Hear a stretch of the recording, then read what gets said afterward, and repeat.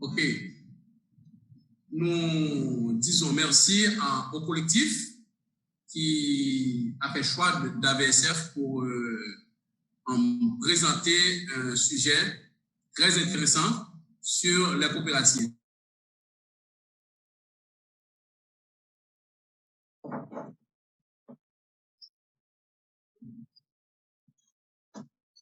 On ne vous entend plus? Oui. On n'entend plus Sardou, on ne vous entend plus. Pourtant, son micro est activé. Ah. Allô? Oui, on ne vous entendait plus, Sardou. Merci. Maintenant, c'est bon. Oui, okay. C'est bon. D'accord, merci. Alors, il y a un problème de micro. On vous entend plus encore. Allô? Oui, on vous entend maintenant. On vous entend. Je parler. On va commencer par... Je pense que c'est pas une... Est-ce qu'on peut éteindre le micro, s'il vous plaît?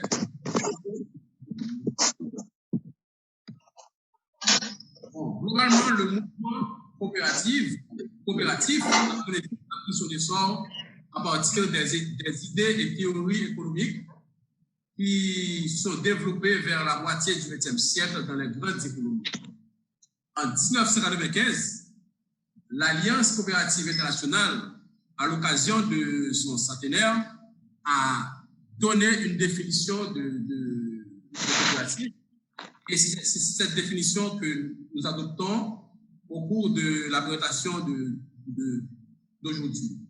Une coopérative est une association autonome de personnes volontairement réunies pour satisfaire leurs aspirations et besoins économiques, sociaux et culturels communs au moyen d'une entreprise dont la propriété est collective et où le pouvoir est exercé de façon démocratique.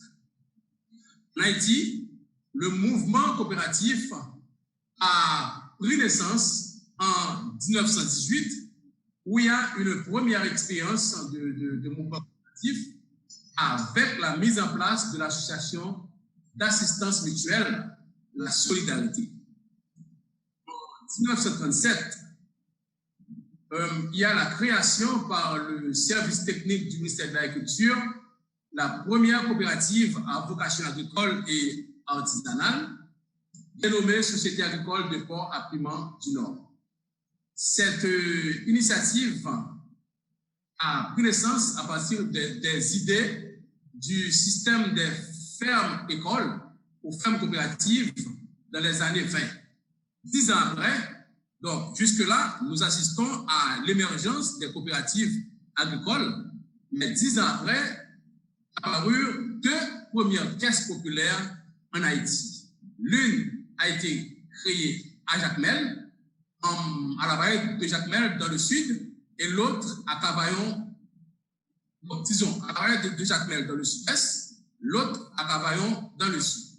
Ces caisses populaires ont été inspirées du modèle canadien des caisses des jardins, puisqu'elles ont été créées sous l'impulsion des missionnaires canadiens. En 1950, et là, le mouvement commence à être amplifié, et là, il y a nécessité pour assister à l'émergence des coopératives en Haïti, et il y a la nécessité de régulariser le système, d'où la création du Conseil national des coopératives CNC en 1953. Donc, à partir de 1937, il y a vraiment une véritable stratégie de production et de politique publique pour encourager la production nationale et lutter contre la précarité paysanne. En Haïti, nous avons principalement deux formes de coopératives. C'est comme si deux ailes d'un oiseau. Il y a des coopératives d'épargne et de crédit. Il y a des coopératives agricoles, des coopératives de transformation, etc. Mais à partir de à partir de 1900, à partir de 2005, nous avons assisté à l'émergence d'autres formes de coopératives, comme des coopératives d'enseignants en Haïti. Donc, pour la suite de la présentation, nous allons parler particulièrement de la coopérative agricole, mais avec des ouvertures sur les caisses populaires.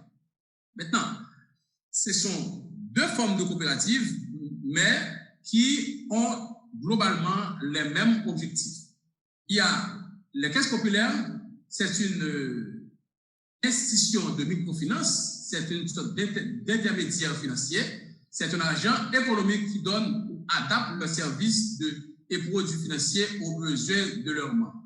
Et nous avons quelques images sur les différentes caisses populaires en Haïti et qui sont globalement gérées par la Fédération des caisses populaires haïtiennes.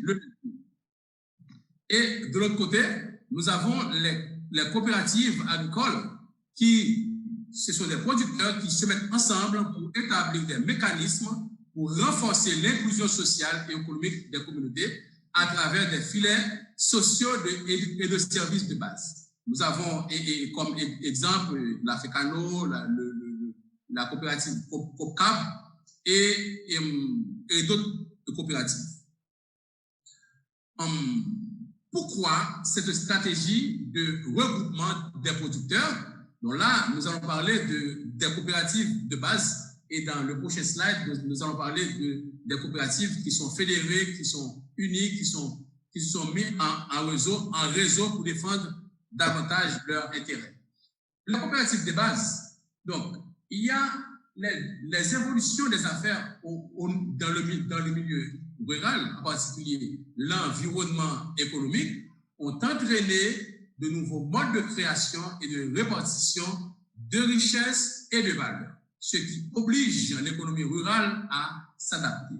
Les stratégies de création des coopératives agricoles se sont appuyées sur des alliances horizontales. Donc, ce sont des producteurs de même niveau, de même aspiration qui se sont mis ensemble pour créer un outil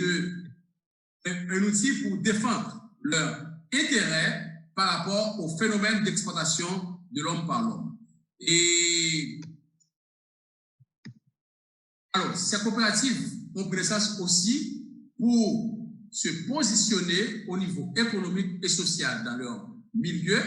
Et en plus de leur autonomie, ces producteurs, regroupés à travers les coopératives, se sont au fur et à mesure se spécialisés dans des chaînes de valeur spécifiques. Là, nous parlons des chaînes de valeur de café, de cacao, de vétiver, de mangue, etc. Alors, cette stratégie vient aussi pour réduire, sinon bloquer dans certains cas, l'influence des spéculateurs trop longtemps exploités. Et les producteurs sont longtemps exploités par ces spéculateurs. Donc, il fut un temps, la vente des produits des exploitations agricoles était soumise aux caprices des spéculateurs qui offraient des prix dérisoires directement aux producteurs. Donc, avec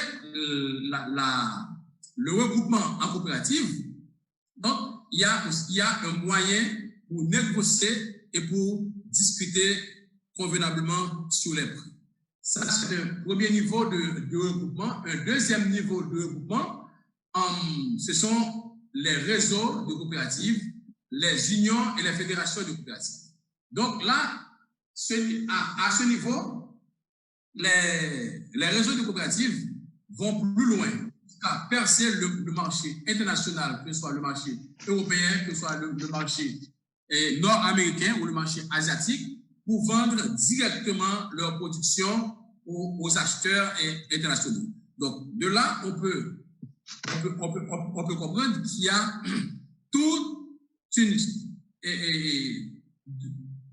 des maillons qui ont été sautés justement pour permettre aux producteurs d'avoir des prix rémunérateurs plus intéressants. Donc là, vous avez deux graphiques qui montrent l'évolution des exploitations des fèves de cacao en tonnes. Donc là, et de 2010 à 2019, il n'y a pas vraiment de changement dans l'exploitation de cacao, que ce soit par les coopératives directement, que ce soit par les autres acteurs privés qui interviennent dans cette chaîne de valeur. Donc, pour 2019, globalement, FECANO exporte environ 7% des produits exportés, soit près de 300 tonnes. Si on regarde l'autre graphique, on voit qu'il y a une courbe descendante. Donc là, il faut voir qu'il y a un déclin de système caféier en Haïti, et cela est dû principalement à des maladies qui attaquent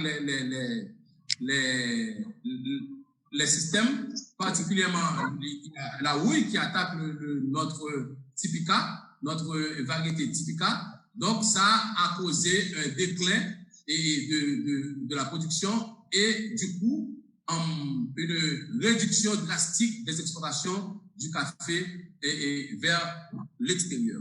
Donc, de là, on peut comprendre qu'il y a un problème de compétitivité, que ce soit pour la chaîne de valeur cacao, la chaîne de valeur café, la chaîne de valeur mangue.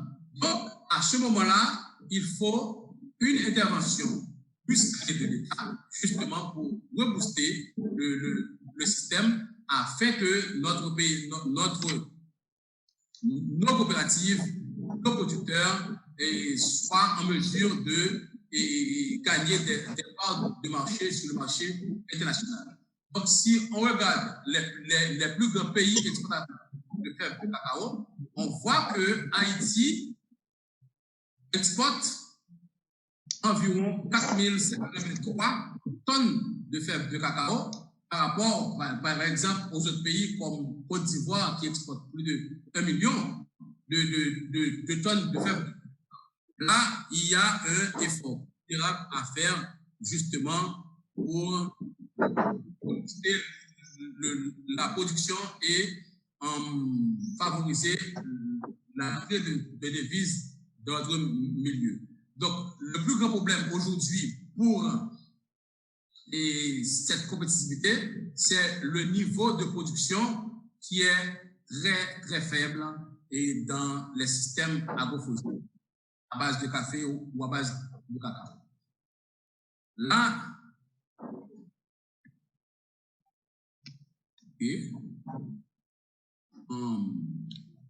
nous avons un exemple de coopérative qui a contribué au renforcement des communautés et dynamiques. C'est un exemple de coopérative, c'est la FECANO. À partir d'une innovation introduite, soit la fermentation du cacao, on a observé des impacts significatifs sur la filière cacao et renforce du coup les communautés. Sur le plan économique et social, en 2018, le prix payé aux producteurs ont décuplé, soit ont été multipliés par 10 pour les membres des coopératives, soit $2,70, soit $2,70 le kilo de fèves de cacao fermenté contre $0,25 US en 2008. Donc là, il y a un gain économique considérable pour les producteurs et membres des coopératives, et l'ensemble des actions menées par FECANO à travers l'assistance fournie par ABSF ont permis une révalorisation du cacao haïtien sur le marché international. Et les spéculateurs, les exportateurs traditionnels ont obligé d'ajuster leurs prix, mais jusque-là, et leurs prix sont inférieurs à $1 US le kilo en 2018. Sur le plan environnemental, il est difficile de chiffrer de manière précise les effets du changement apportés dans les communautés, mais on peut constater que vu l'augmentation du cacao enregistrée, on a observé dans la région une dynamique de mise en valeur, de mise en place des plantations et des rénovations d'anciennes parcelles. Donc, il y a une sorte de création d'autres richesses à travers d'autres activités en parallèle à la production, la commercialisation de cacao. Et au niveau environnemental aussi... Excusez-moi, Maxime, il vous reste 2 minutes, hein, pour conclure. D'accord, merci. Bon, au niveau environnemental aussi, on peut dire qu'il y a vraiment des effets significatifs par rapport à la protection de l'environnement, par rapport au respect de l'environnement et adaptation au changement climatique. Nous disons que le mouvement coopératif haïtien connaît des hauts et des bas. Si on regarde le graphique sur l'exploitation de café, mais ce qu'il faut retenir dans toutes les communautés où il y a une société coopérative, une grande majorité des services offerts aux ruraux provient des sociétés coopératives. C'est une véritable entreprise citoyenne qui renforce les filets sociaux, les filets de services de base, la résilience des communautés au choc économique et environnemental. Merci beaucoup pour votre attention.